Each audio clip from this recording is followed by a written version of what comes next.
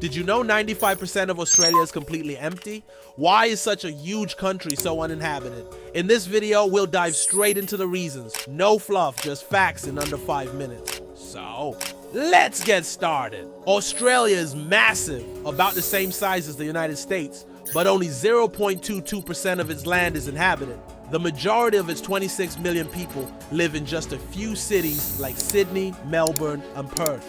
What's stopping the rest of the land from being developed? There are several surprising reasons behind this. Stick around, because by the end of this video, you'll not only know why Australia is so empty, but also gain insight into its unique history and geography. Let's start with the geography. Australia is divided into 3 main landforms: the Western Plateau, the Central Lowlands, and the Eastern Highlands. The Western Plateau, which covers most of the country, is desert. Deserts by nature are hostile environments for humans. The temperatures are extreme and there's barely any rain.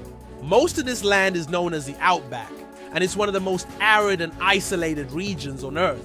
Living there is incredibly tough. Now, the Central Lowlands are a bit different. This region has some rivers, but the water is often salty, making it unsuitable for farming or drinking. This makes human settlement in the area almost impossible. Then we have the Eastern Highlands, the only area with fertile land and a reliable supply of fresh water. This is why most Australians live in cities located in the east near the coast.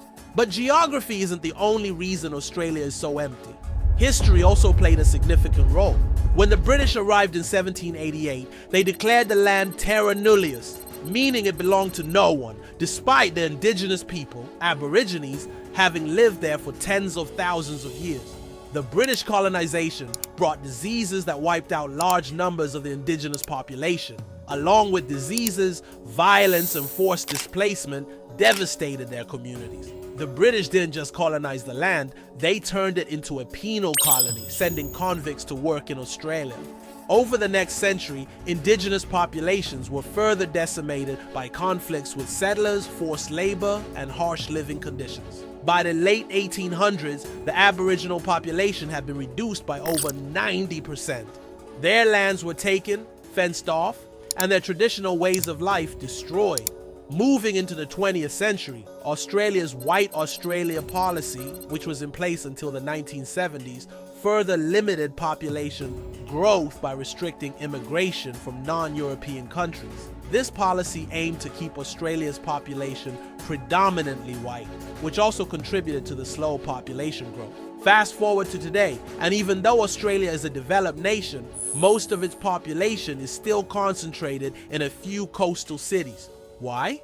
The outback remains largely uninhabitable. Besides the lack of water and arable land, there are severe weather conditions to deal with. Australia faces cyclones, droughts, and floods regularly, making survival even tougher in the interior regions. The coastal cities offer the best conditions for living, with access to jobs, services, and a more manageable climate. But even with modern technology, building large cities in the desert or lowlands is incredibly expensive.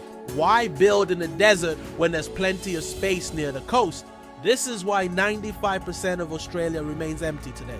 So, do you think Australia could ever develop its interior regions, or will the coast always be where everyone lives? And why do you think Australia's harsh geography remains so under-discussed? Drop your thoughts in the comments. If you enjoyed learning about why 95% of Australia is empty, you'll definitely want to check out my next video, where I explore an even more fascinating mystery. What is NASA searching for in the deep sea? Don't miss it.